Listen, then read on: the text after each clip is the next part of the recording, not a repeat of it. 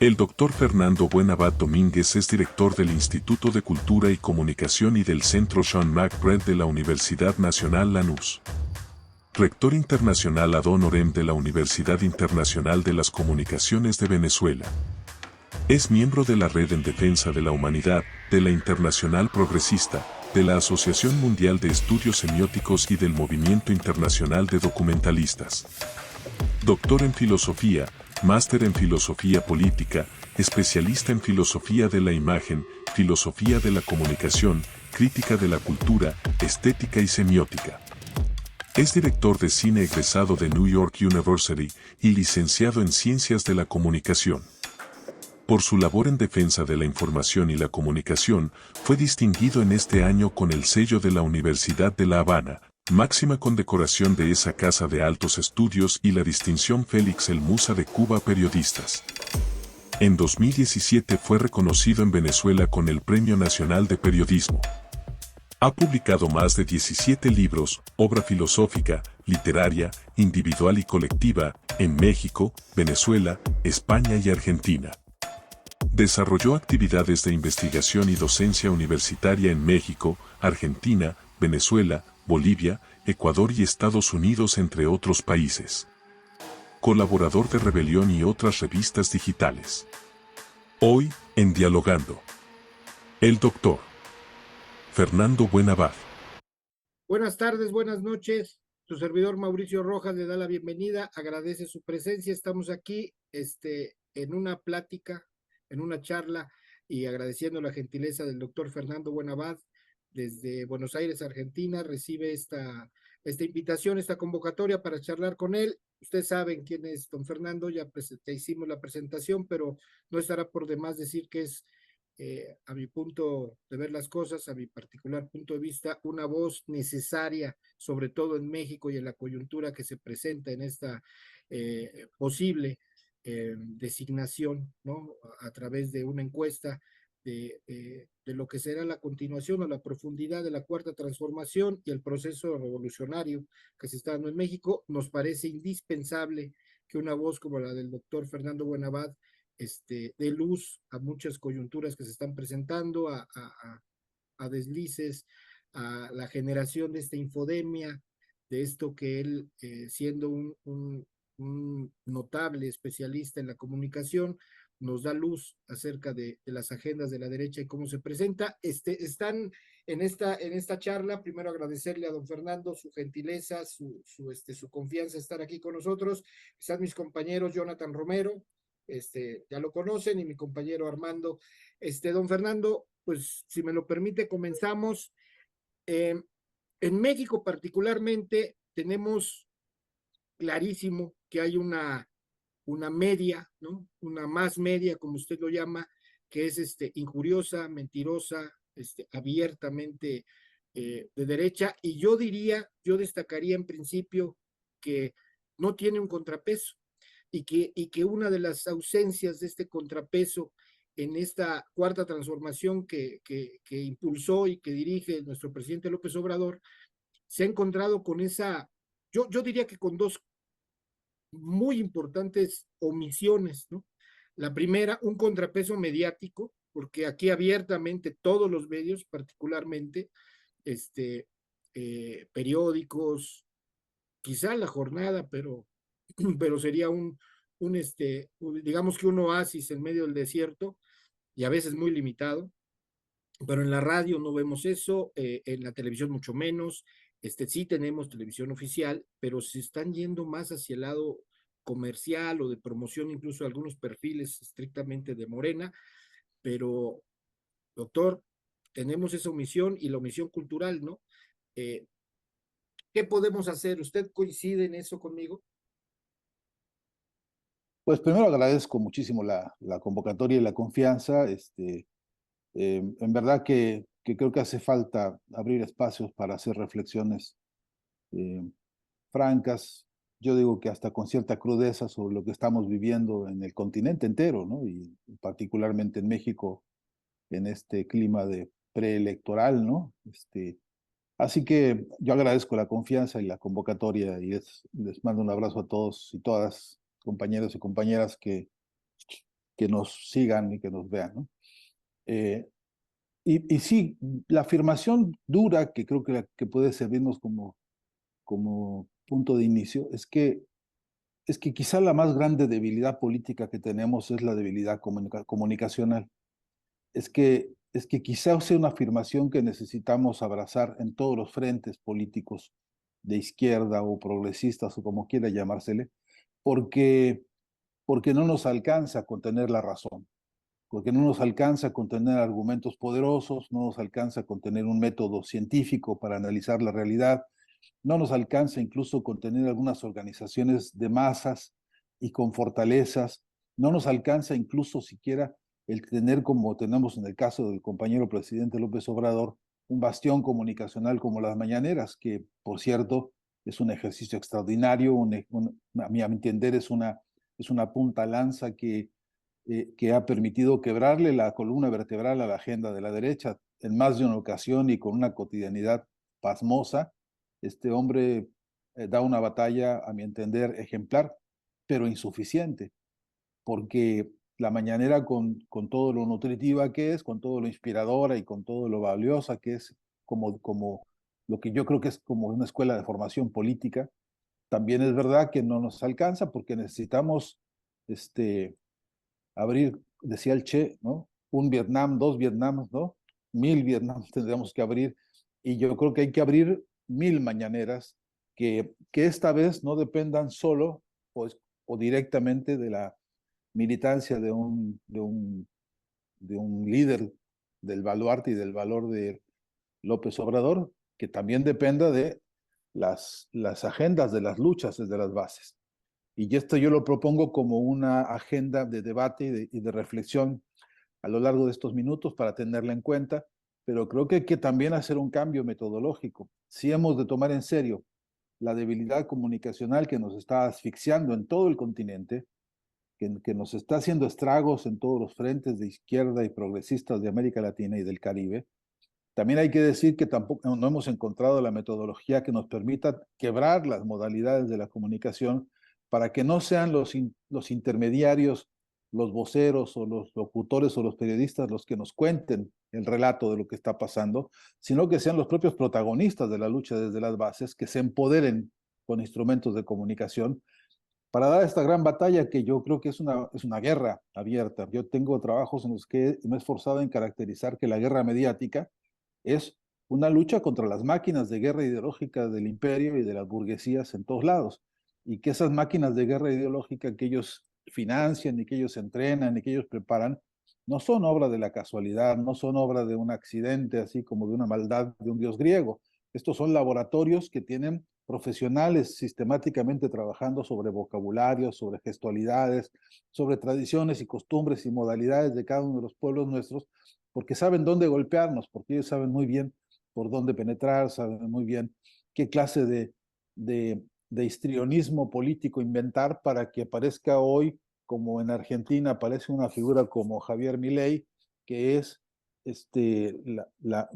una coagulación brutal de contradicciones y amenazas neonazi-fascistas y que tanto se parecen a la Xóchitl Gálvez a esta hora, inflándola desde Televisa en México y desde todos los poderes concentrados. No es una casualidad que tengamos personajes como Guaidó en Venezuela, no es una casualidad que tengamos como la actual usurpadora del poder en Perú, ¿no? Que se hace llamar presidenta y que, en fin, y que además todo eso coincida en estar arropado sistemática, minuciosa y semióticamente por aparatos de guerra ideológica. De modo que creo que esta caracterización de entrada, así muy a galope, yo la propongo como que debe convertirse en una agenda de todos los frentes de lucha hoy, empezando por una rigurosa autocrítica de nuestros propios frentes. Nosotros no solamente no hemos podido desarrollar un músculo comunicacional que tenga pie en la agenda de las luchas de las bases, sino que además hemos repetido las modalidades de la comunicación hegemónica, creyendo que pareciéndonos a un noticiero, creyendo que pareciéndonos a la redacción de aquel o del otro, o al estilo, con eso vamos a poder establecer interlocuciones sociales de mayor calado, de mayor profundidad. Y eso no ha ocurrido y eso no ocurrirá porque Primero, porque no hay tiempo. Segundo, porque las asimetrías son tantas. Y tercero, porque la legitimidad de la voz no se la da a nadie algo que no sea estar emparentado directamente con las bases y con las luchas. Lo sabemos todos los que hemos militado en algún frente. Sabemos quiénes son infiltrados porque nunca los vimos entre nosotros. Sabemos quiénes vienen a introducir hay incluso teorías que aparecen revolucionarias, ¿no? Como revolucionarias en las propias filas donde se discute teoría revolucionaria. Lo supo Lenin, ¿no? Lo supo Lenin cuando escribió Materialismo y Empiriocriticismo, que a las propias filas del bolchevismo, aparecieron unos tipos diciendo, aquí les traemos el novísimo marxismo, ¿no? Que no era más que el refrito, ya lo sabemos, de viejas teorías desvencijadas que convertían las tesis dialécticas y materialistas, las querían convertir en una nueva forma de idealismo y abstraccionismo, ¿no? De modo que todas estas infiltraciones y todas estas estrategias de defraudación y de saqueo y de desviación y de distorsión política, todas las tenemos hoy sobre la mesa y necesitamos darnos un trabajo profundo de autocrítica, incluso autocriticando nuestras autocríticas que a veces son casi puro golpe de pecho y que necesitamos herramientas científicas. Creo que en esta oportunidad, con este razonamiento, si para algo ha de servirnos una semiótica nueva, una semiótica emancipadora, ha de ser justamente para que la ciencia se ponga al servicio de las luchas sociales, ¿no? Y este es un frente en el cual creo que nos hace mucha falta. Sí, es exacto. Demos paso a Jonathan. Jonathan, ¿alguna reflexión, alguna pregunta para el doctor, por favor? Buenas Sí, tardes. buenas tardes, antes que nada, buenas tardes a todos y al doctor y agradecerle por su tiempo y por abrir este espacio de diálogo. Bueno, sí, hay muchísimas preguntas. Hemos seguido el trabajo ahí en Twitter del doctor y intentamos seguir su trabajo académico. Pero yo me quisiera enfocar en una pregunta muy particular. Uno sea, antes estaba yo pensando, antes de poder plantear eso de la semiótica de la liberación o una semiótica revolucionaria, yo me estaba planteando, ahorita que nos estaba contando de que había que ser autocrítica, había que replantearnos la izquierda, nuestras formas de poder reflexionar y de poder entrarle a la guerra mediática, la pedagogía revolucionaria, ¿no? Porque parece que no, pero también hay un encuentro, hay una guerra, entre una pedagogía reaccionaria, fascista, imperialista, contra una pedagogía que quiere ser revolucionaria. Y muchas veces los que decimos que somos revolucionarios, terminamos queriendo luchar en las líneas políticas y epistémicas de la derecha con sus propias armas, ¿no? Entonces yo preguntaría, ¿no? ¿Hasta qué punto una pedagogía revolucionaria es importante en esta semiótica nueva emancipadora?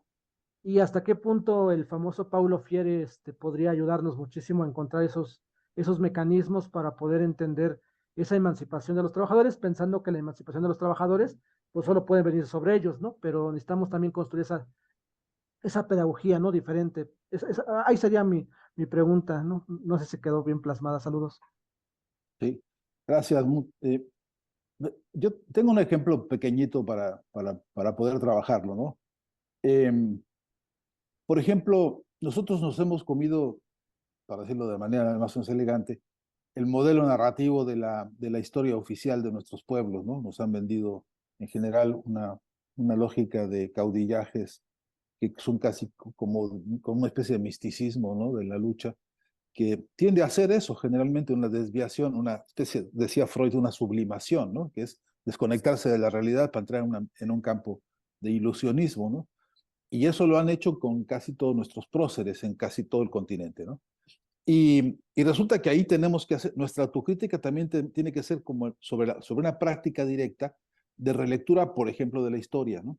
Y voy a aludir al ejemplo concreto de Simón Bolívar, porque pegado a estos temas que estamos conversando hoy, resulta que Simón Bolívar, al que conocemos como un internacionalista señero con sus características, con su historia, con su dialéctica y sus contradicciones, lo entendemos como un independentista de corte internacionalista que un día reflexionó el tipo que era un irredento, ¿no? Un rebelde, algunas anécdotas de él de su vida cotidiana, muestran cómo en condiciones de derrota durísima, lo que estaba pensando es cómo salir por allá y volver para derrotar a los que lo habían derrotado hace pocas horas, ¿no? Era de ese calibre el alma insurrecta de este tipo. Y resulta que cuando empezó a pensar el concepto de independencia, que lo pensó obviamente en términos económicos y en términos políticos, de pronto pasó por su cabeza la idea de que la independencia es imposible si no también es una independencia cultural y teórica e intelectual. Y dijo, no vamos a poder caminar en este proceso de revolución de independencia sin construirnos un medio de comunicación en el que esta vez lo que circule sean ideas de gente pensando de manera independiente. Después de siglos de esclavitud, había que empezar a pensarse como seres humanos independientes de esta corona y de esta dominación, de esta hegemonía, de esta esclavitud que tenían, ¿no?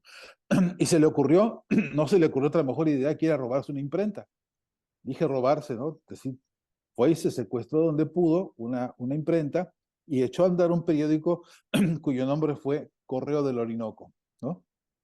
Y el Correo del Orinoco tenía un subtítulo que hasta la fecha se sostiene, que Hugo Chávez tuvo el talento de resucitar y de insistir en esta pedagogía de la historia y de la lucha, que se llamaba Correo del Orinoco y su subtítulo Artillería del Pensamiento. Es decir, estaba pensando una prensa en clave de lucha, en clave de artillería. O sea, más claro, ahí está la pedagogía, según mi entender, de un proceso revolucionario en el campo de la comunicación, que es, uno, no basta con que tengamos la victoria política, la victoria económica, etcétera, de un proceso como el de la independencia, que por cierto hoy sigue inconcluso, ¿no? Sino que ese proceso de independencia en ese instante entendió que no se puede avanzar revolucionariamente, sino también se revoluciona el campo de las ideas. Bueno, esto puede parecer demasiado gramsciano, pero y aunque lo es en algún sentido, es, por otro lado, estrictamente la tesis de Marx al discutir infraestructura y superestructura, ¿no? Al discutir que no podemos suponer que mágicamente de la lucha de la base material se desprenderá una conciencia cuya nitidez sea, bueno, entonces ahora saco las conclusiones como si se tratara de una ecuación automática de que por hacer cosas independentistas en automático vendrá una mentalidad de seres independientes. Pero lo mismo podríamos decir de cualquier revolución, ¿no? Es decir, no sé cuánto hemos aprendido todos de la revolución, por ejemplo, cubana, solo por los episodios, digamos, armados o los episodios de contienda territorial, sino además lo que nos ha enseñado a través de la historia el conjunto enorme de aportes, análisis, discusiones, incluso autocríticas, ¿no? Que se han hecho porque el otro llegó tarde, el otro metió la pata, aquel no hizo lo que debió, este hizo de más, en fin. Y este conjunto de factores hacen, a mi entender, la masa de información necesaria para esa pedagogía. Pero esa pedagogía no está hecha. Es decir, no está ni siquiera completada en sus bases teóricas y metodológicas suficientes. Freire, por supuesto, es una luz que nos aporta una pedagogía que nace de los oprimidos, pero es como yo siempre me atajo un poquito porque no quiero que me suene a pedagogía proletaria, ¿no? Porque no queremos un arte proletario, lo que queremos es un arte de seres humanos emancipados y lo que queremos es una pedagogía de seres emancipados y no de seres oprimidos que en alguna de las interpretaciones del estalinismo soñaba con una especie de perpetuidad del proletariado, incluso generando su propia cultura, su propio arte, su propia comunicación, siempre manteniendo este adjetivo de proletariado, ¿no? O este sustantivo. De modo que sí que creo que esa pedagogía que tiene que completarse en el sentido de ser revolucionaria desde sí misma, desde su propia dialéctica, y tiene que también enseñarnos a que otras formas del proceso del conocimiento que no hemos descubierto del todo, otras formas del desarrollo de silogismos que tanto insistió nuestro querido maestro Elie de Gortari en la UNAM, ¿no? Con su lógica dialéctica, y nos enseñó que los silogismos aristotélicos se quedan tan cortitos que tenemos otras muchas formas de analizar y de discurrir un mundo que se mueve con más de 20 factores en simultáneo y que se mueve dinámicamente, permanentemente, y que además no sabemos estudiar en tiempo real. Que esta sería un poco la novedad del asunto de la pedagogía, ¿no? Que el embrollo brutal que tenemos de redes, por ejemplo, de redes de comunicación actuando mañana, tarde y noche en televisión, radio, cine y redes sociales, y además con distintas voces del imperio alimentando sistemáticamente, ¿no? Cada cual un enfoque, ya el enfoque feminista, ya el enfoque lastimero por allá, ya el enfoque del terror por otro, ya, en fin, todos estos componentes, digamos, de multiplicidad psicológica para amedrentarnos y desmoralizarnos, que es en lo que más gastan ellos, eh, co co comporta un paquete que, repito, se va moviendo dinámicamente todos los días, a mañana, tarde y noche con sus matices.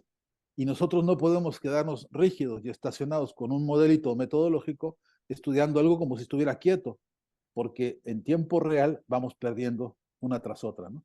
Y por eso es que entre otras cosas no logramos una contraofensiva semiótica en tiempo real. Ese es otro de los faltantes que los que si quieren después hablamos.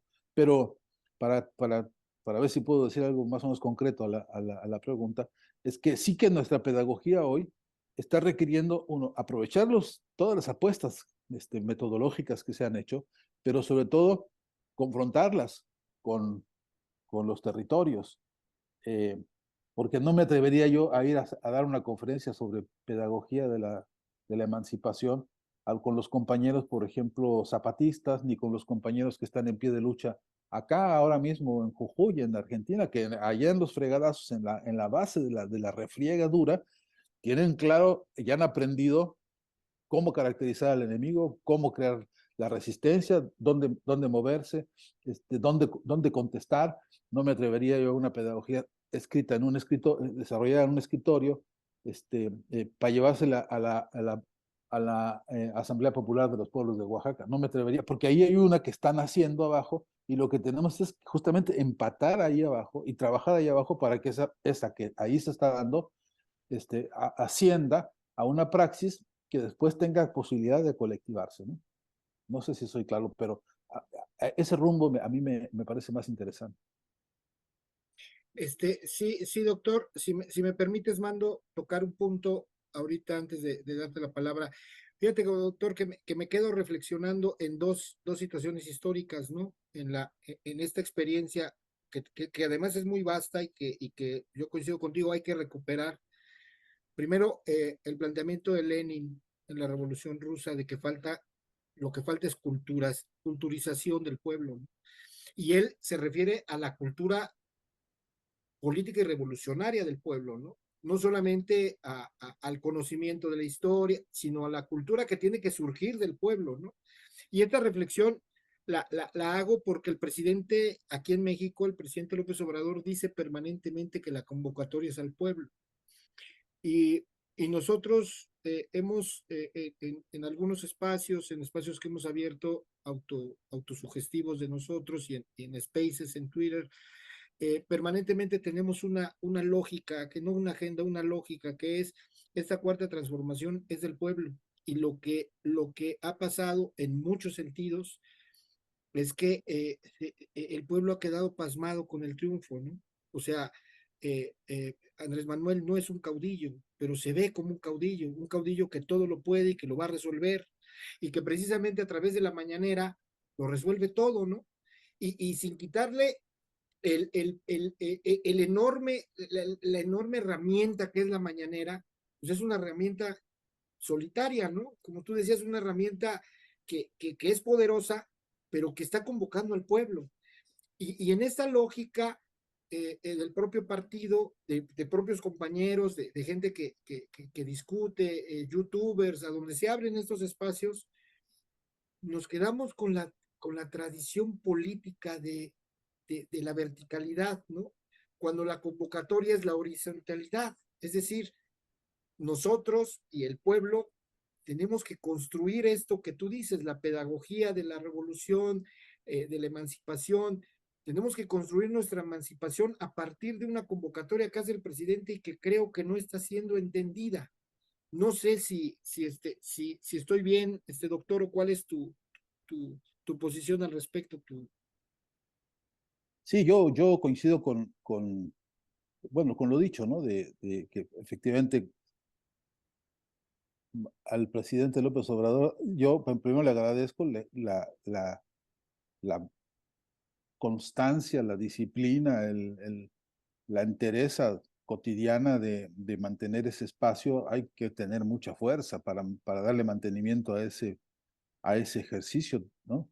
Em, Se lo agradezco en más de un sentido, pero me tengo que siempre atener a que se lo agradezco personalmente. Y el problema no es personal. El problema que tenemos en el mundo y en el país es que estamos en una guerra mediática en la que un cañón, por mejor que dispare, es insuficiente. Y aquí la palabra insuficiencia quiero librarla de toda connotación peyorativa, ¿no? Es insuficiente porque además nos interpela a todos nosotros, ¿no? No quiero hacer responsable al presidente de nada de lo que no hemos hecho nosotros, porque aparte de todo es injusto, ¿no? Entonces, sí que creo que esta reflexión que, que pone como referencia a la mañanera, por cierto, también genera la necesaria crítica de todos nosotros, que es, y nosotros mientras tanto, ¿qué estamos haciendo? O sea, ¿dónde hemos ido a abrir los talleres de comunicación? ¿Dónde hemos ido a hacer el ejercicio de formación de cuadros? ¿Dónde hemos hecho, qué sé yo, un congreso latinoamericano de la comunicación emancipadora, ¿no? No hemos logrado hacer siquiera resucitar las tesis importantísimas del informe McBride y con eso avanzar en una batalla que permita reconocer que la estructura monopólica es una amenaza contra todo concepto de democracia, inclusive de la democracia burguesa, ¿no? De la que también hay que referirse de manera cruda, ¿no? Nosotros mismos en nuestro vocabulario, ¿no?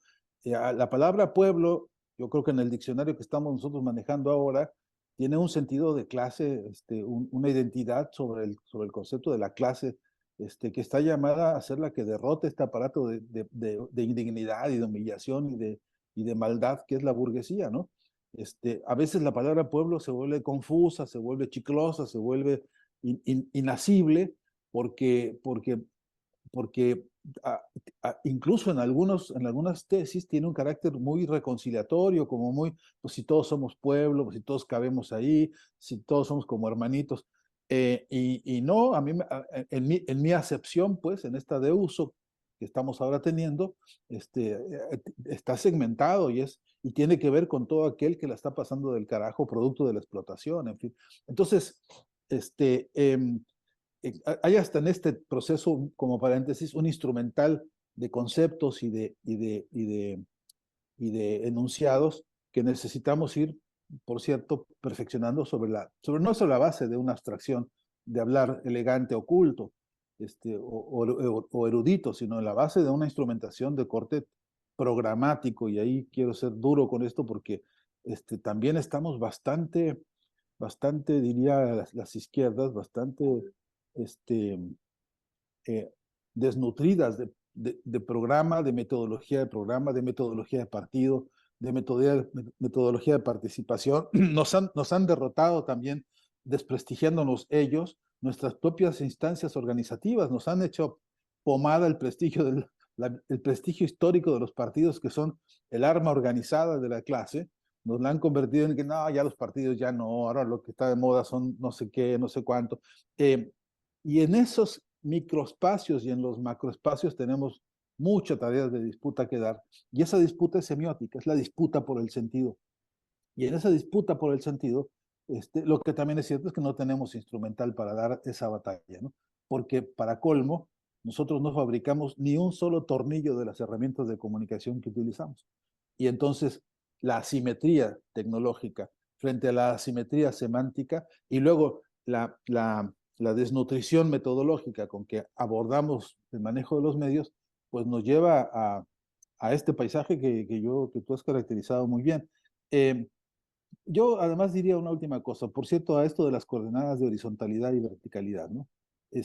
Yo creo que el planteamiento de los proyectos, de los programas de acción, tiene que ser construido fundamentalmente por la nota de lo horizontal, ¿no? Por el pie de igualdad en la participación y en las voces. Pero después, cuando esa horizontalidad asume dirección, tiene que entonces completar la coordenada con la verticalidad. Y ahí también, y lo sabemos los que hemos sido militantes durante muchos años, se requiere disciplina. Disciplina de trabajo, disciplina de principios, disciplina de convicciones y de acuerdos, ¿no? Bueno, Morena es un ejemplo de una ensalada mixta de un conjunto de acuerdos más generales y otros más particulares, pero donde por generales y por particulares, como, pues como un movimiento, que es un río abierto, donde se junta de todo, pues ahí tenemos que convivir con las aberraciones más insoportables, con algunas de las, digamos, mejores y mayores logros históricos de México, ¿no?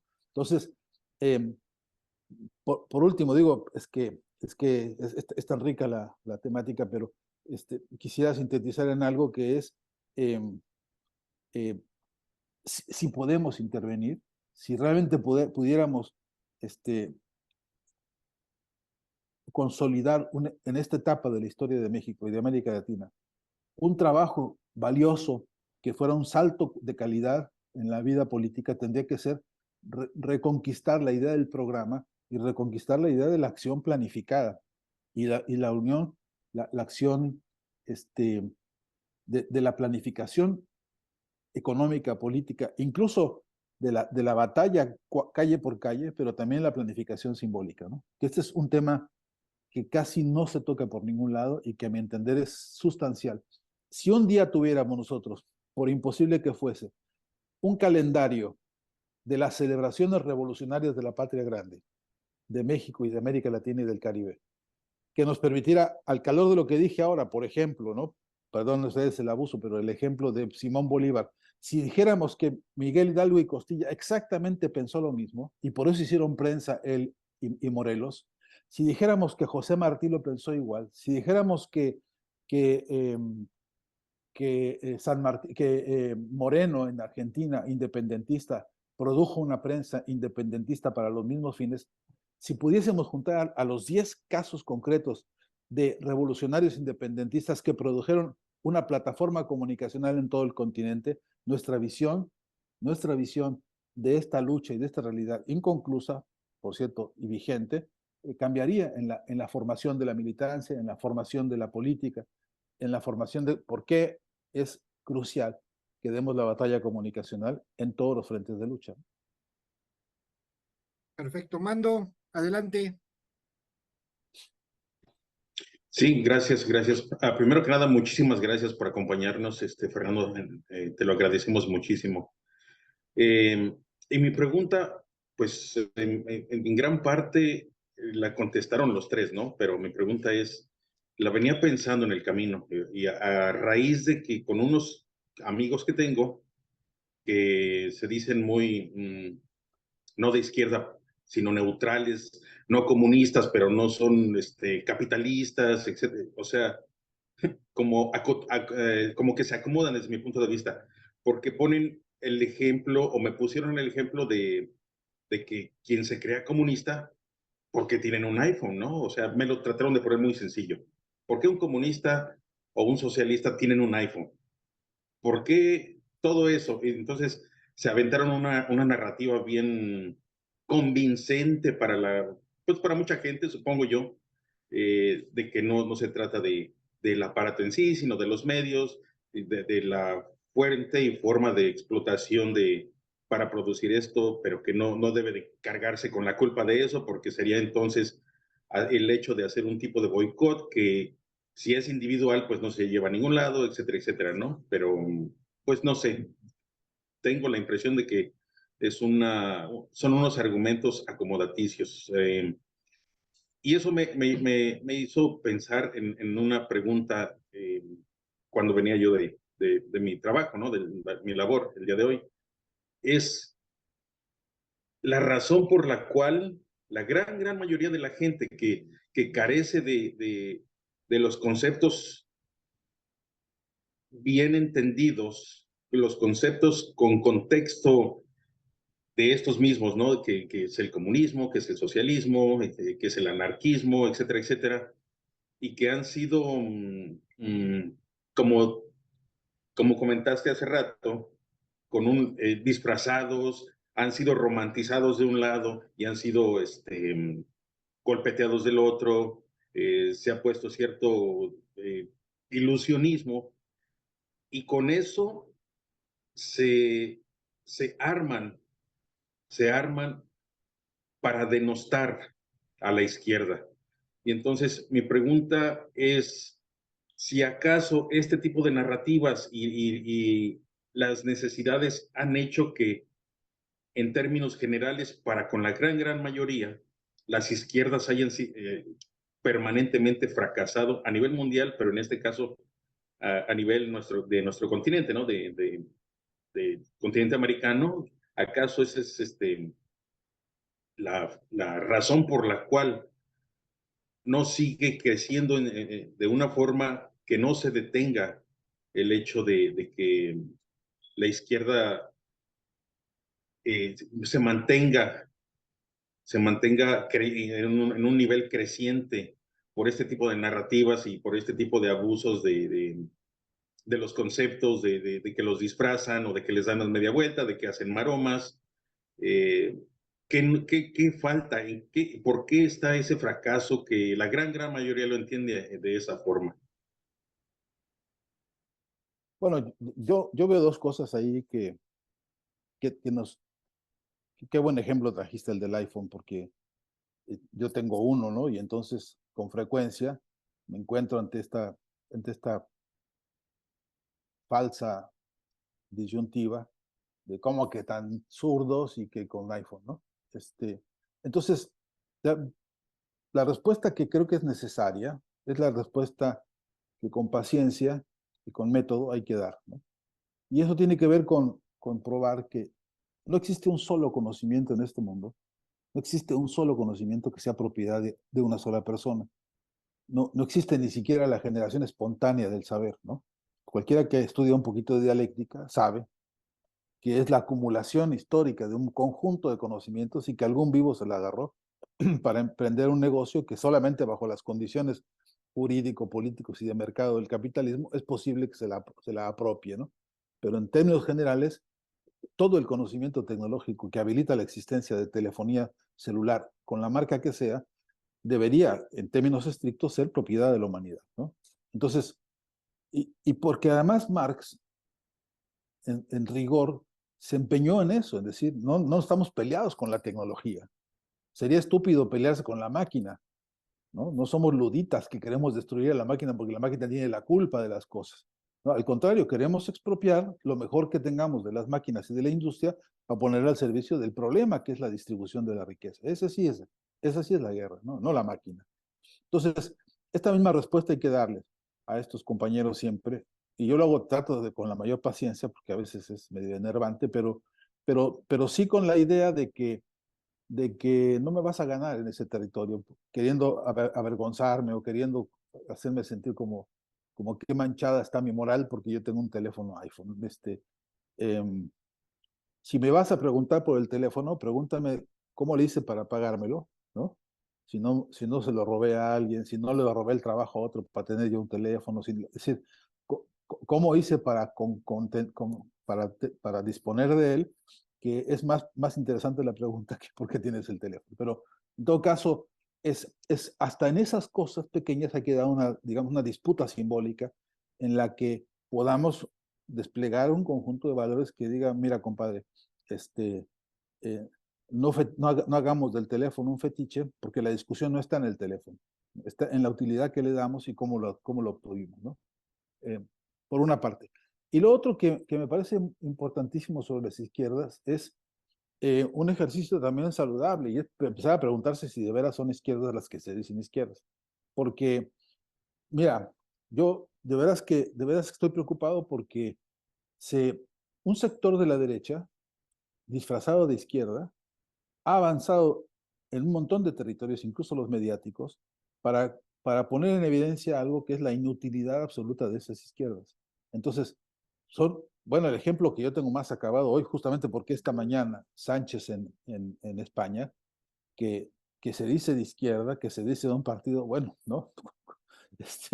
Con todas las mentiras posibles que se puedan agrupar en un tipo y en su organización, eh, ha tirado una cantidad de promesas a lo largo de su historia, ese partido y ese líder, que en verdad lo que han fabricado es lo que ellos quieren, el desencanto de las masas frente a esto que llaman izquierda, la alternativa progresista, ¿no?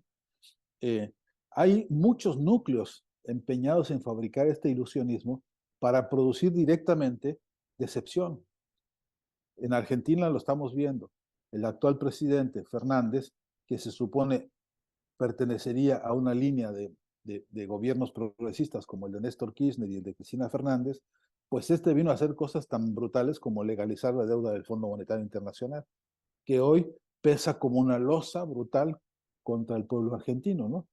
Entonces, una interrogación dura frente a las izquierdas es, uno, ¿qué te legitima como tal, ¿no? Ahora, en todo caso, esas izquierdas lo que deberían es probar cómo militan en las bases, el reconocimiento que tienen en las bases, el lugar que tienen y si las bases en la lucha, ¿no? Los aprueban y los reconocen como propios. Porque esta es una diferencia enorme. Sí hay líderes de izquierda que trabajan y han trabajado muchos años en los frentes de lucha distintos y que la gente reconoce como suyos. Y entonces en ese reconocimiento ya no hace falta si eres de izquierda o de arriba, de abajo o del medio. Es que eres un luchador social que está peleando por las mejores condiciones de vida en las condiciones históricas objetivas en que se da la batalla, ¿no? Entonces, ojo con el membrete porque también puede ser una estrategia, digamos, de engañismo simbólico que vende muchas simpatías ante algunos frentes, pero que después en la práctica no legitima sus definiciones. Y luego también, pues la necesidad metodológica, teórica y política de interpelar su marco teórico. Porque si cuando me dice soy de izquierda y entonces mi referente es Mahatma Gandhi, pues ya empezamos a tener un problema grande. No porque yo desprecie a Gandhi, sino porque lo que no veo es una acción revolucionaria de masas. Veo otra vez el centralismo de la acción transformadora en la voluntad de un solo individuo y de un solo iluminado que hace cosas de tipo mágico, ¿no? Entonces, esta discusión es una discusión que debe darse en todas las izquierdas a título de cómo refrendan su programa y sobre qué premisas, ¿no? Marx mismo, cuando yo me quiero imaginar cómo habrá sido esa mañana o tarde, hacía un frío del demonio en Bruselas, un frío, he estado en esas fechas, un frío del demonio, y allá fueron los compañeros de los sindicatos organizados a tocarle la puerta, y cómo le habrán dicho, oiga, don Carlitos, o Charlie, no me puedo imaginar cómo era el diálogo, ¿no? En confianza, pero ¿de qué le habrán dicho? Oye, pues aviéntate acá un texto que tú sabes para explicar lo que es el proyecto comunista y el socialismo, ¿no? Porque había un berenjenal de movimientos y de definiciones y de confusiones en esa época y por ahí empezó, ¿no? Así por ahí empieza el manifiesto. Ojo con esto, no, este sí, y el socialismo que es este, ¿no? Propongo que sigamos por y ahí construye la idea del manifiesto. Y antes de pensar la solución organizada, orgánica, dura del partido y de la definición dura de socialismo y de comunismo, Marx termina el manifiesto con una palabrita de 5 letras, la más chiquita que se encontró, a la pregunta de ¿cómo le hacemos? Le habrán dicho, ¿cómo salimos de este berenjenal espantoso que es el capitalismo, ¿no? Y el tipo les puso ahí al final, unidos. Es que esa categoría durísima de la unidad es una que no hemos conquistado todavía. Es decir, aspirar a que la izquierda se organice y se consolide y se solidifique en un programa internacional de la clase que va a cambiar el mundo, sigue siendo un desafío metodológico para nosotros porque la unidad sigue siendo un gran pendiente, ¿no? Es lo que llama hoy, a lo que llama hoy Morena, es a lo que llama hoy en Argentina el nuevo partido que acaba de surgir digamos, del progresismo de Cristina Fernández, etcétera, es a lo que llama el Frente de Izquierda, que tiene una configuración, dicen, de corte trotskista, yo discutiría todavía, pero bueno, admitámoslo provisionalmente, pero y así por todos lados, el Partido Unido de Venezuela y así, que llaman a esta clave histórica pendiente de todos los pendientes, que es la unidad de la clase. Y la izquierda que no está concentrada en eso, yo me permitiría preguntarle si de veras es izquierdo, ¿no?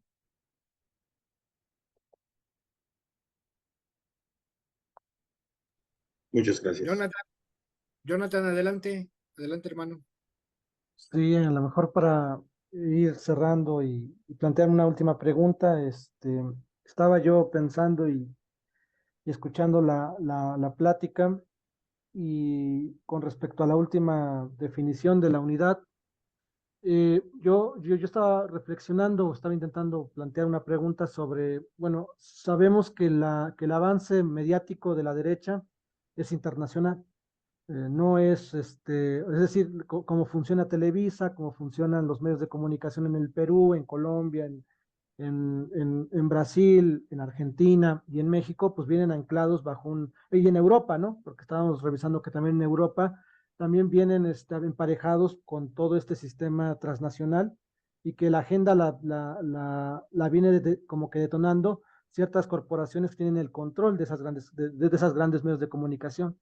Asumiendo que eso es internacional, la pregunta que me surge es, o sea, cómo pensar un abordaje, una contraofensiva desde América Latina?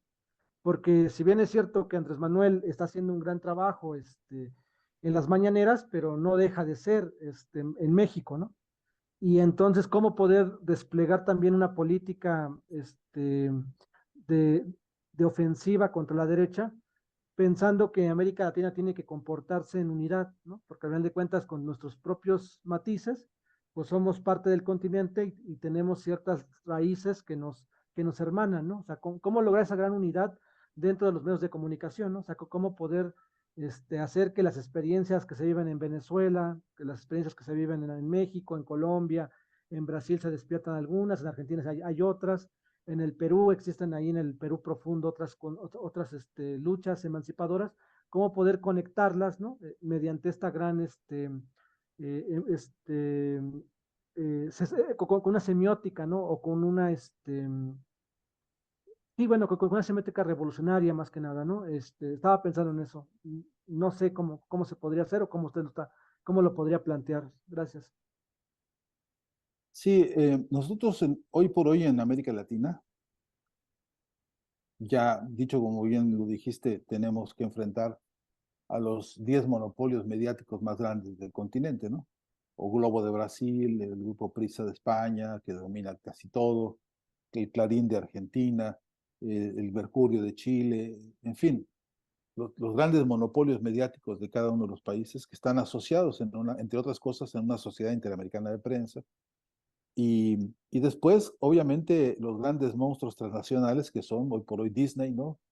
Hoy es dueño de casi todos los medios, los 8 dueños de los medios llamados redes sociales, que también son un contubernio de 8 magnates que hacen lo que les pega la gana con lo que mal llamadas redes sociales, ¿no? Ese sería así de un plumazo una caracterización del monstruo monopólico mediático transnacional, ¿no? Eh, Mientras tanto, nosotros somos un archipiélago inmenso de voluntades comunicacionales emancipadoras, en las radios alternativas y comunitarias, en muchos blogs, en páginas web, en correos electrónicos, blogs, en fin, cuentas de Twitter, de Facebook, que tienen una vocación emancipatoria, pero somos un inmenso archipiélago inconexo. Esta inconexión es un problema político de nuestro tiempo.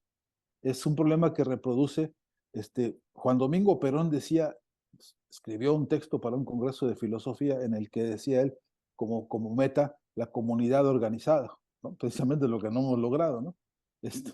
Entonces, nosotros estamos proponiendo en el instituto del que trabajo, primero construir un mapa de las subjetividades de América Latina para entender cómo siguen vivas más de 600 grupos étnicos, pueblos originarios en América Latina. Siguen vivas todas las iglesias, las más viejas y las más nuevas. Están montadas sobre esto los machismos, están montados sobre esto el alcoholismo, está montado sobre esto Netflix. Así tenemos una especie de geosemiótica regional compleja, muy dinámica y muy asfixiante.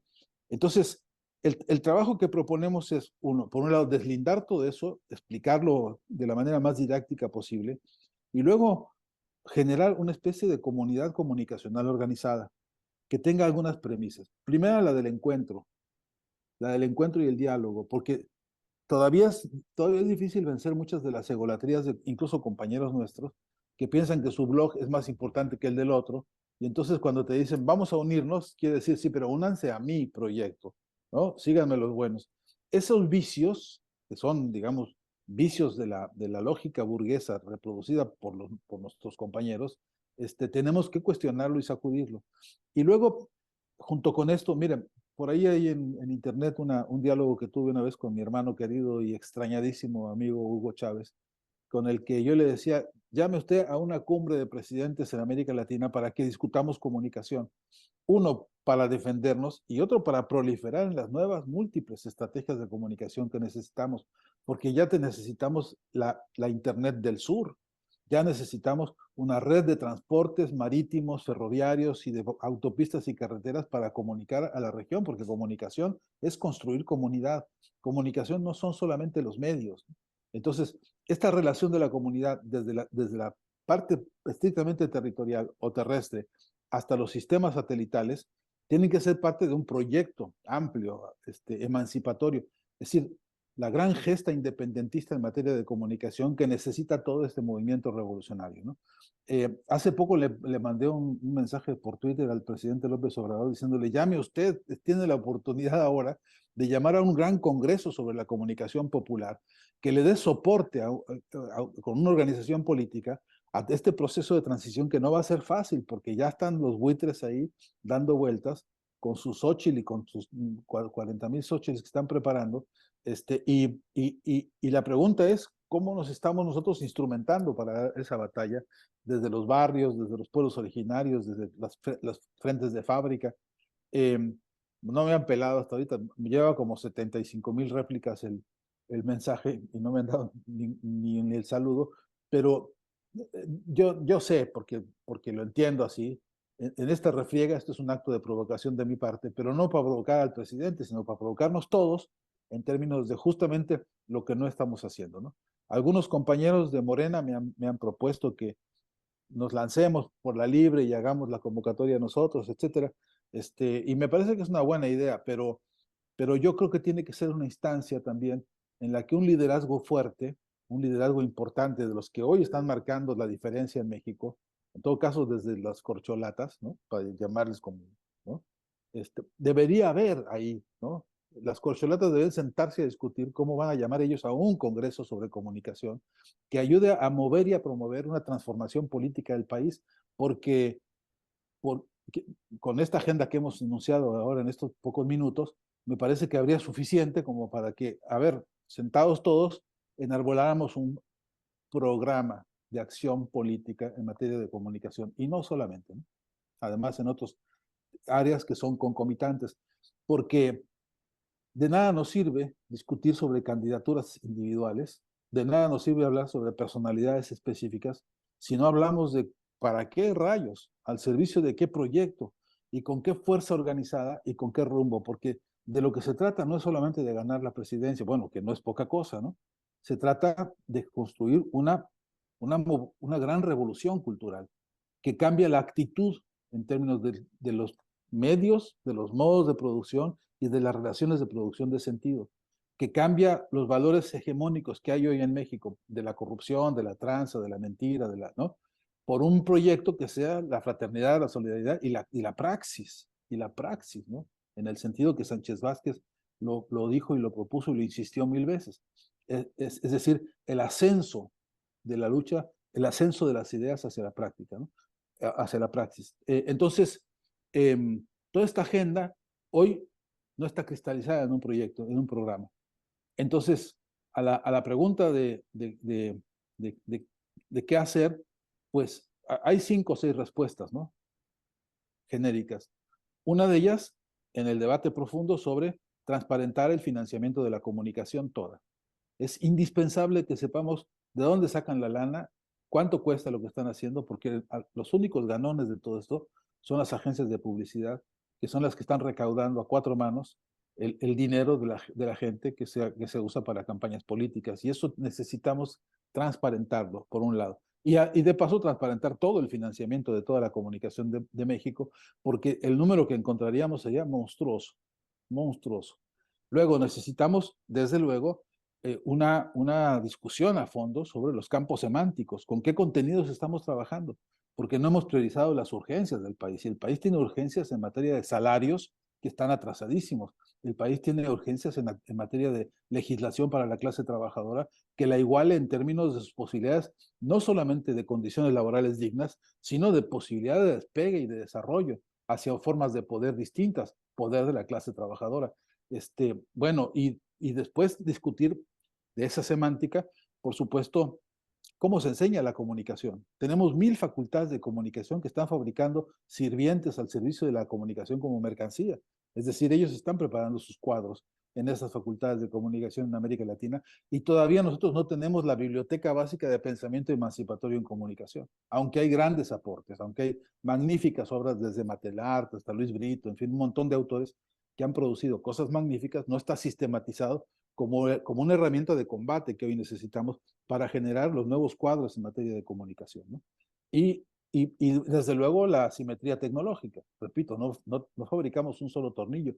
¿A qué hora vamos a ser nosotros investigadores y desarrolladores de tecnología y de soluciones concretas, de máquinas concretas de comunicación que resuelvan nuestras necesidades propias y no tengamos que depender ni del costo que nos impone el imperio y luego tampoco de la lógica que ellos tienen de la caducidad de los objetos que les compramos? Porque a mí se me ocurrió comprar una camarita de video y a los 6 meses ya no encontrar el cable por ningún lado porque resulta que está caduca la cámara y que pues, más barato me sale ir a buscar otra nueva que arreglar la que tengo. Entonces, toda esta trampa, toda esta emboscada tecnológica, también es una discusión política que tenemos que dar.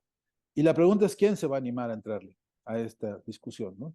¿Quién lo va a convertir en un programa en la que tengamos una convocatoria dura y seria y profunda de la militancia de las bases, la experiencia de tanta gente que sabe de comunicación porque la conoce territorialmente, porque la gente sabe dónde se tiene que poner el cartel, la gente sabe con quién hay que hablar en la esquina, la gente conoce el escenario de la comunicación. Y eso no lo hemos sistematizado. Ese conocimiento ya adquirido no está sistematizado y tampoco lo hemos organizado para la batalla, ¿no? En fin, entonces perdón ustedes lo abrumador de la cosa, pero mi percepción es que en tanto que no tengamos la posibilidad de crear un gran documento central que nos ayude a ordenarnos para poder convocar a un gran movimiento revolucionario de la comunicación, pues estamos condenados pues al ingenio de alguno que por ahí inventó un cartel o a que alguien, como nos ha pasado, mi querido amigo entrañable Lula da Silva, pues en su campaña casi le torcieron el brazo para que fuera a pagarle a las empresas yanquis, que fueron los que hicieron buena parte de su campaña, como hacen tantos compañeros que van a la larga, van y le pagan a una empresa de publicidad los videos, los carteles, los gráficos, todo, porque lo que mejor venden esas agencias es ellos mismos, ¿no? Es que se venden como los grandes magos de la comunicación. Y lo que tenemos en términos reales, después de todas estas décadas de hipotética democracia, lo que tenemos en materia de comunicación es un fardo de mediocridad, de robadero asqueroso y de una pobreza conceptual y semántica enorme. No sacaríamos de toda esta experiencia que hemos tenido en estos años en el frente del lado de la izquierda o de los movimientos revolucionarios, todavía no sacamos en claro lo suficiente, salvo, repito, las excepciones, que las hay muchas, pero no sacaríamos un producto que expresará una gran corriente transformadora en este sentido. Sí, sí, doctor, ya estamos cerrando. Yo dejaría una reflexión, no es una pregunta, y le pediría a mis compañeros que lo hagan y finalizar con usted, doctor. La convocatoria está abierta. Yo creo que la convocatoria debe ser del pueblo. Entiendo que la convocatoria de un líder como Andrés Manuel o de un líder en su tiempo como lo fue el comandante Chávez hubiera tratado de cerrar esa pinza, ¿no? Pero yo creo que la convocatoria está abierta. Yo, pensando en proyectos junto con mis compañeros, estamos generando un periódico comunitario que se llama El Ajolote y que es un frente y una vuelta ahorita en apoyo al diputado Noroña, pero la convocatoria es esa, ¿no? Que cada quien imprima los periódicos, los reparta y que incluso escriba en el periódico, ¿no? O sea, facilitadores. Y mi reflexión es lo que usted dijo hace rato, la prensa, ¿no? La revolución se va hacia la prensa, hacia el periódico.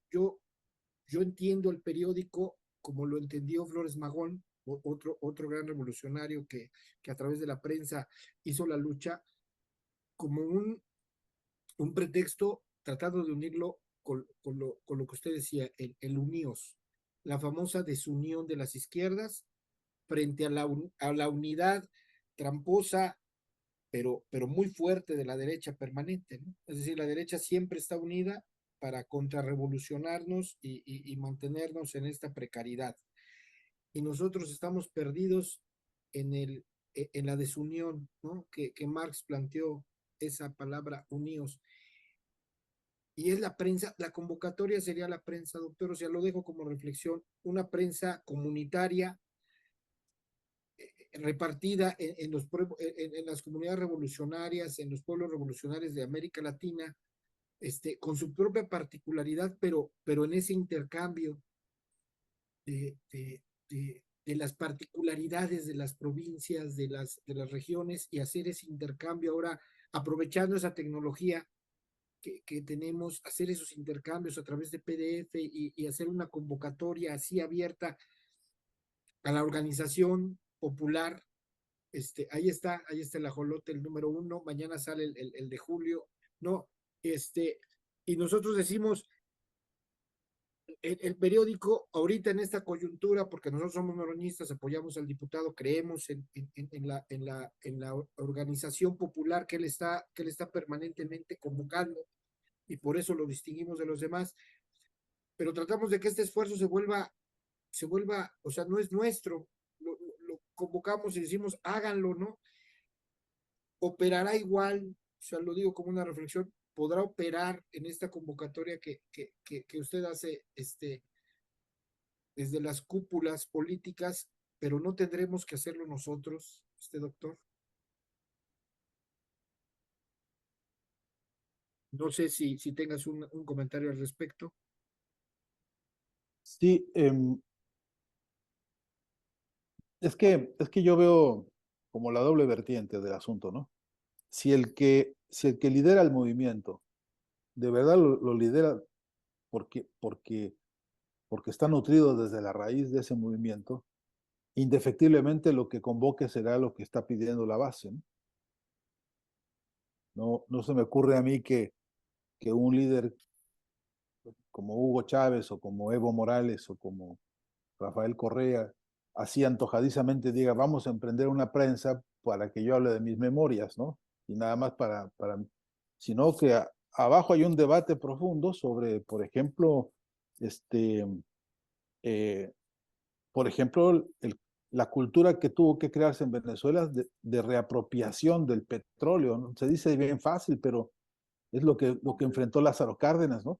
Una cosa es que yo expropie y otra cosa es que aprendamos todo a que es nuestro y que hay que defenderlo para que dure esto, porque si no mañana vienen otros y vuelven a comprarnos y nosotros volvemos a vender, porque no tenemos esta cosa que es la conciencia profunda de que las riquezas naturales son de nuestros pueblos, ¿no? Entonces, en ese orden de ideas, si las cúpulas están separadas de las bases, entonces sí creo que hay que independizarse de las cúpulas y tomar decisiones desde la base. Y claro que una prensa, tanto como un programa de radio, como un documental, como una película, como una fiesta, como una asamblea, toda iniciativa que organice y toda iniciativa que devenga en un programa de acción, pues no solamente es necesario, es urgente, ¿no? Así que yo, en ese sentido, a esta prensa como a todas, siempre les doy la bienvenida, en tanto que la clave de la mesa de redacción no sea solamente mostrar la interpretación de los que lo dirigen, sino que efectivamente sean capaces de expresar el clamor que está abajo en las luchas, ¿no? Y eso, porque yo creo que esa es la gran novedad, pues, en términos, la gran tarea de transformación está en eso, ¿no? En que la próxima vez que discutamos cómo están los problemas en Iztapalapa, ya resolvieron el problema del agua en Iztapalapa, y estoy seguro que a la sola enunciado de este asunto, si hacías una revisión profunda del problema, pues más de un sector importante de esa zona va a leer y se va a enterar y se va a interesar porque es un clamor que tiene desde que yo tengo memoria y tengo años en la joroba. Entonces, pero lo mismo diríamos de Milpa Alta, ¿no? Que el problema del riego en Milpa Alta sigue siendo un desastre y entonces ahí hay un sentir que hay una lucha histórica de los compañeros campesinos en esa zona que siguen reclamando, ¿no? Un régimen de tenencia de la tierra, un régimen de producción, en fin, es decir, o los compañeros lancheros de Xochimilco, o qué sé yo, o en Cuautitlán, los que tienen décadas protestando por ese embotellamiento eterno que hay ahí, ¿no? Que es infernal para los que entran como para los que salen, y no ha habido modo, ni siquiera inventando segundos pisos para resolver no solo el problema del tránsito de los coches, el problema de la vida de la gente en esa zona, que es verdaderamente tóxica y verdaderamente problemática y peligrosa, ¿no?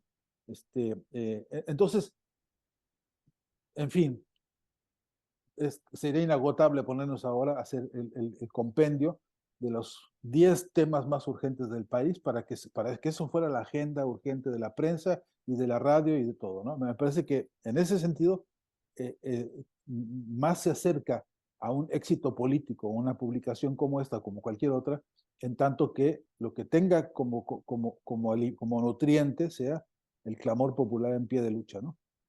Porque además se vuelve documento histórico, nomás para decirlo rápido, ¿no? Si ahí están presentes las voces de los líderes, están presentes las figuras de los luchadores, si se les confiere identidad en la construcción de una comunidad de intereses para la lucha, entonces creo que es el mejor objetivo que puede cumplir un medio de comunicación. Y después está la otra vertiente, que es la iniciativa del que escribe y con qué método escribe, ¿no? Es decir, el gran maestro de esta historia se llama Carlos Marx, que era periodista para acabarla, ¿no? Y así salió a escribir el 18 Brumario, y así salió el tipo con pluma en mano a ver qué estaba pasando, y de los acontecimientos que fue verificando y analizando políticamente en una especie de crónica periodística como la que escribió, además se encontró con un acontecimiento que reveló el alma de muchos problemas. Dijo, ¿qué pasó que estos locos que se metieron al municipio y tomaron todos los cargos y que se metieron a la oficina tal y se metieron a la otra, cuando llegaron a los bancos se quedaron parados en la puerta? ¿Qué pasó? ¿Por qué no le entraron a adueñarse de los bancos? ¿Y por qué ocurrió? Esa preguntita que sale de un trabajo de reportero, ¿no? En la calle con su pluma, el viejo, no sé por qué le digo viejo si era más joven que yo, pero bueno, ese trabajo es una gran escuela para nosotros, para también escribir en ese sentido y detectar los ejes contradictorios de la lucha, ¿no? ¿Dónde están las grandes contradicciones en las que estamos nosotros padeciéndonos a nosotros mismos, ¿no? Entonces, sí que creo que, bueno, más cuando hay escenarios como el de México, que es una situación revolucionaria en el sentido de que ya el propio Gerardo ha caracterizado muchas veces, ¿no? Le mando un abrazote a mi cuate Gerardo, hemos compartido muchos escenarios y muchas taquizas y alguna que otra bebida refrescante. Y de estos temas hemos hablado 1000 veces en el sentido de que la agenda es muy rica, de que la metodología de la intervención está todavía torpe y que necesitamos entrenarnos para eso, para tener un programa, ¿no? Un programa serio, confiable e inteligible, ¿no? Imagínense ustedes que pudiéramos tener la capacidad de la síntesis y sacar un programa serio, inteligible y revolucionario para el problema del campo en México, ¿no? El problema de la producción agrícola ganadera del país es un problema tremendo, pero lo mismo diríamos del problema de la minería, y lo mismo diríamos del problema de la pesca, y lo mismo diríamos de cada uno de los temas que hacen, por lo menos del inventario de secretarías de Estado que tenemos en México, deberíamos tener un programa con los 20 referentes que van a venir y que te lo resuelven, ¿no? ¿Dónde está ese documento? ¿Dónde está esa enciclopedia de la acción revolucionaria que ya debería estar? en las manos de los distintos frentes para poder elegir corcholatas o no. ¿Cuál es la corcholata que me va a traer a mí? Que me diga, mira, la Secretaría del Trabajo tiene estas 10 tareas que me resolverme y aquí están los 40 expertos que me van a hacer esta tarea y en estos plazos con planificación de respuestas. No estoy pidiendo el mapa del tesoro, estoy pidiendo que los saberes transformadores se organicen para un programa, ¿no? Programa de programas. Y eso no lo tenemos. Y una vez que lo tengamos, si lo pudiéramos tener por un milagro de esos de la política, como decía Engels, ¿no? Que a veces la historia se acelera tanto en tan poco tiempo, supongamos que ocurriese, entonces necesitaríamos un brazo comunicacional tan poderoso para explicar este programa, para una pedagogía revolucionaria de la que hablábamos hace rato, que hoy no tenemos, ¿no? Y que tenemos que empezar a pensar, porque va a ser urgente en el muy corto plazo, porque se está complicando mucho el panorama, ¿no? Pues muchas gracias, doctor. Una última reflexión, Mando, para despedir aquí, como se debe al doctor Fernando Buenavad. Mando. Sí, gracias. Bueno, no sería reflexión, sino más bien agradecimiento. Muchas gracias por acompañarnos. Por supuesto, se quedan cosas en el tintero, pero tampoco queremos abusar de tu tiempo, al contrario. Y al mismo tiempo, me tomo la libertad de aprovechar de esto mismo, ¿no? De que se quedan cosas en el tintero, pues para ofrecerte que cuando tú gustes esté este espacio abierto, cuando quieras compartir y agradecerte una vez más. Muchas gracias, Fernando. Bueno, no se van a librar de mí tan fácilmente, así que habrá seguro más oportunidades para seguir, porque se No, vienen escenarios más agudos, ¿no? no, doctor, es de verdad un privilegio, de verdad nos sentimos muy halagados. Yo personalmente me siento muy halagado. Te empecé a seguir en Twitter. Cuando me seguiste dije, ay, o sea, no es una especie de idolatría, ¿eh? Es que voy a ser claro. Hay pocas voces. Mira, en esta lucha que personalmente y en conjunto hemos librado, hay pocas voces que son claras. Lo digo como es, de verdad, hay pocas voces que son claras, incluso en Morena. Nosotros hemos sido muy críticos en ese aspecto, ¿no? Hay pocas voces claras. No es que nosotros queramos el marxismo a fuerza, nosotros lo que creemos es que falta culturizar a la población en la revolución, y nosotros vemos en el marxismo una herramienta revolucionaria. Y el ataque, que no nos sentimos, no nos tiramos al piso, digo, así siempre ha sido. En esta vorágine, ¿no? Pongo un ejemplo, hay un compañero que dice, no, pues Noroña no es 4T, porque la 4T no es tan radical, ¿no? Y el sábado el presidente en su largo discurso dice, Flores Magón, pues hay que avisarle al presidente que según un imaginario de esas izquierdas, está mencionando, pues digo, si Doroña es demasiado radical, pues es muy fresa al lado de Flores Magón, ¿no? Entonces, digamos que ¿por qué mencionar a Flores Magón o por qué el próximo año es el año de Carrillo Puerto, si esta cuarta transformación tendría que ser más despacito? Y a mí me preocupa porque si es una generalidad, por lo menos en Twitter y en redes, y es un privilegio, verdaderamente un privilegio que hayas acudido a nuestra convocatoria, porque hay pocas voces tan claras, de verdad, que nos Y dan, consecuentes a través del tiempo. y son comprometidas, porque estamos comprometidos en la revolución, ¿no? También con esto cierro. Cuando nos dicen, a mí me parece una falta de respeto, de verdad me molesto cuando nos dicen es que ya somos Venezuela, y me lo dice alguien que dice que es 4T. Le digo, ojalá pudiéramos haber sido Venezuela en la primera etapa del comandante Chávez, ¿no? O sea, no tiene ni idea de lo que hizo ese hombre, de la grandeza de esa persona, para comprarse esa lógica de la derecha de denigrar las luchas revolucionarias, que todavía están vigentes, por cierto, a fuerza incluso de mucho dolor de un pueblo venezolano que mantiene la lucha ahora en Maduro, y que están invisibilizadas, o que entramos con la...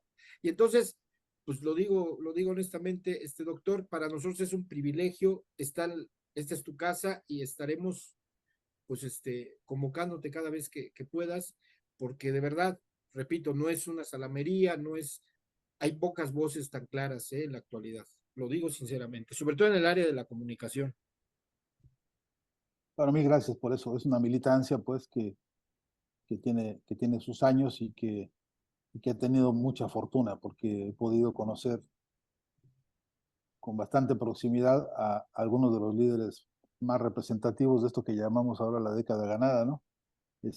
O esta etapa de las insurrecciones en América Latina, sin exageraciones, por cierto, porque también han sido desarrollos históricos con sus limitaciones y sus contradicciones, por cierto que, por lástima, no, con insuficiente tarea comunicacional para explicarles. Por eso hay personas que dicen esas cosas y que los que lo dicen con mediana honestidad, porque los hay, por ignorancia franca, y los hay que lo dicen de mala leche, y entonces hay que tener respuesta para ambos casos, ¿no?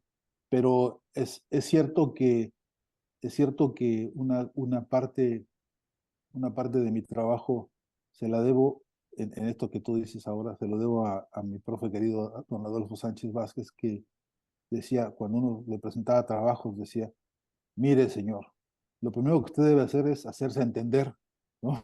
Hágase entender. Porque además en filosofía es como un deporte nacional o internacional el del enredo y el cantinflismo, ¿no?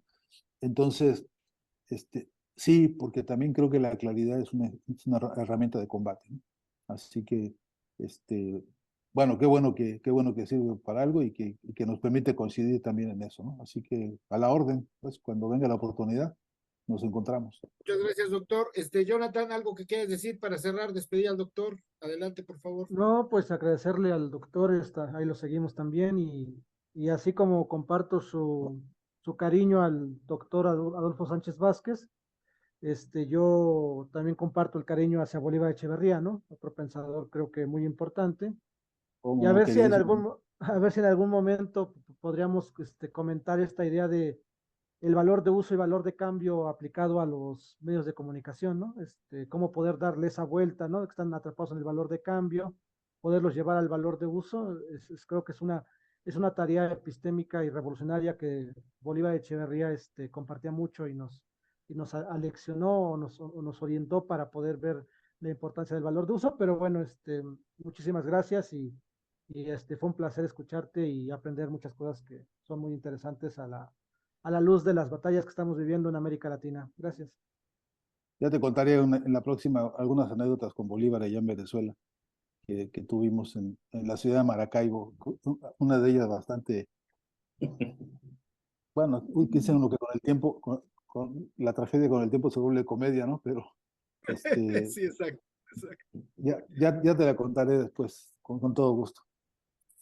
Muchas gracias, doctor. Un Buenas abrazo. tardes a los que escuchen y trataremos de seguir en este esfuerzo. La claridad creo que es generar debate, no estamos imponiendo historia a nadie, tratar de generar claridad y lo que dice el doctor, culturizar, llevar a cabo esta reflexión para que sepamos para dónde vamos, porque a veces no sabemos ni rumbo, de verdad no sabemos de rumbo y nos quedamos con la retórica de la derecha, les compramos sus espejitos y nos quedamos ahí empantanados, enchiponados, no sé.